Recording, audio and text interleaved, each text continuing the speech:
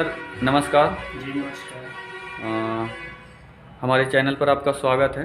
धन्यवाद। और हम लोग हमारे दर्शक जो हैं सो होली के बारे में जानना चाहते हैं कि होली जो है सो क्या है, किस प्रकार से, कुछ अपना विशेष बताएं।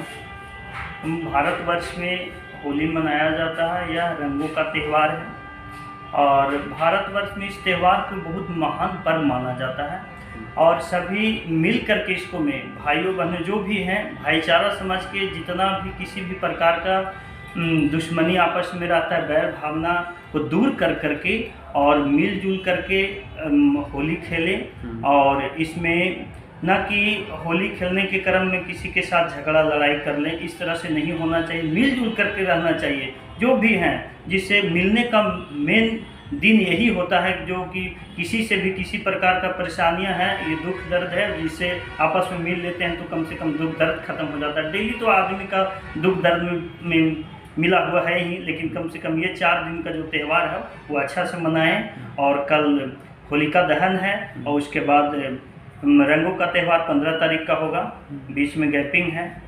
और इसी प्रकार से भारतवर्ष में रंगों का त्यौहार मनाया जाता है। 10th क्लास के बच्चे जो हैं सो परीक्षा दिए, इंटर के परीक्षा दिए बच्चे, जी। तो इस समय तो गैप रहता है, छुट्टियां रहती है, तो उसके बारे उन सभी के बारे में क्या बताना चाहते हैं, क्या कहना चाहिएगा?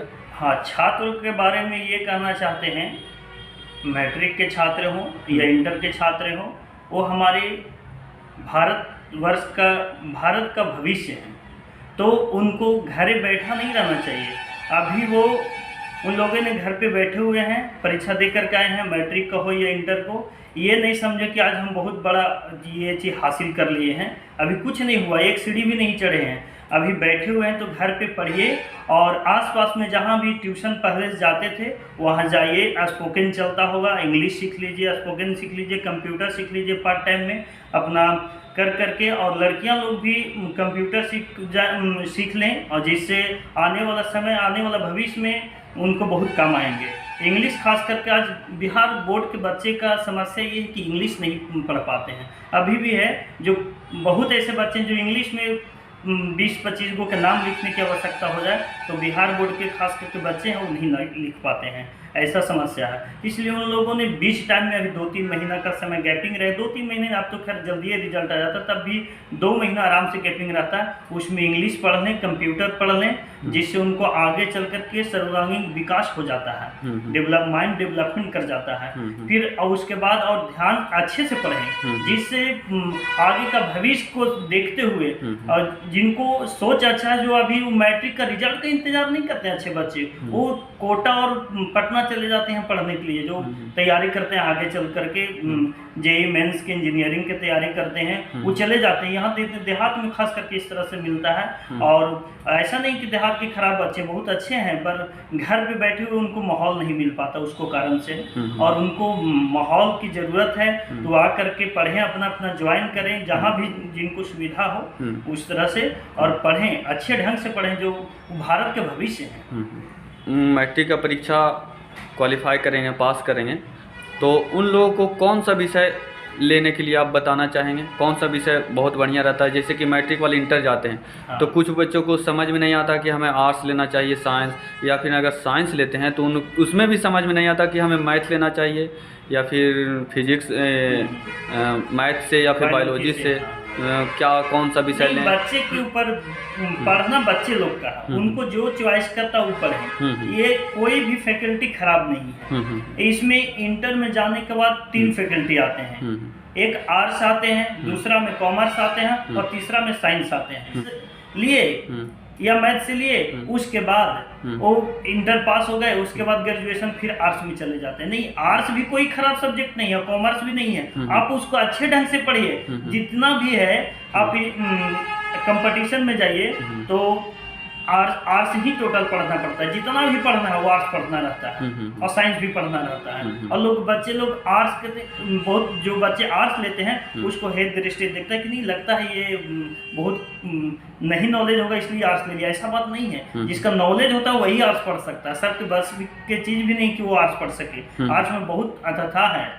उस तरह से जो इसका जो चॉइस करता है, इसमें 3 सब्जेक्ट होते हैं, आर्ट्स हो गए, कॉमर्स हो गए और साइंस। और साइंस में भी 2 पार्ट, एक सब्जेक्ट एक्स्ट्रा में होता है मैथ, या मैथ से लीजिए तो फिर उसका बायोलॉजी नहीं होता है। इस तरह से और पढ़ें और अच्छे से मतलब पढ़ें और जिससे देश का विकास करें। आज हमारा एजुकेशन को देखा जाता है तो पिछड़ा एरिया माना जाता है बिहार को, हालांकि